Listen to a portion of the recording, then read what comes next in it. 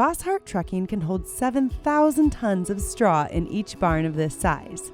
It gets stored here before they send it overseas to be used for animal feed.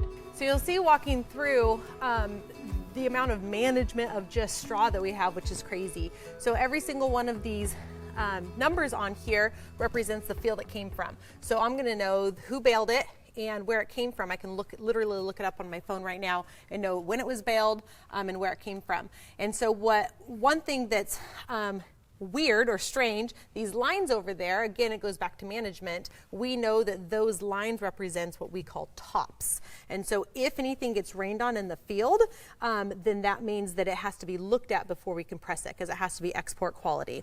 So if we move it from outside to inside, our guys are phenomenal. They're going to mark it so that it gets looked at. So even though it's dry, we have to see if there's any damage on it. So you'll see a lot of management from the field to here and seeing, because the goal is export quality with no weeds, no moisture damage, nothing. And of course we live in Oregon where it rains like crazy. And so whether that's during the baling process or when it's sitting in the field, if it's sitting in the field too long, then we have to check the bottoms. So there's always this constant checking of quality that is, that's not uncommon in any agricultural product. But as you go through here, I'm able to see exactly where it came from, who baled it. I can tell just by looking at what product it is, but I would be able to pull up my database on my phone, type in a few things, and it'll tell me exactly all the information I need. So technology is so useful in so many ways, and I see opportunity for that to really get better. Technology plays a big part in getting the straw ready for shipment as well. The bales of straw obviously are held together by twine.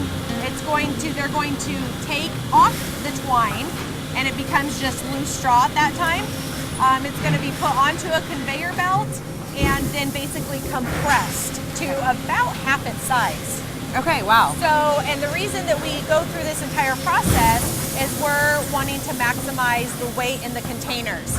And so we're able to maximize that weight in the shipping containers because of space. And so shipping internationally is expensive. Yeah.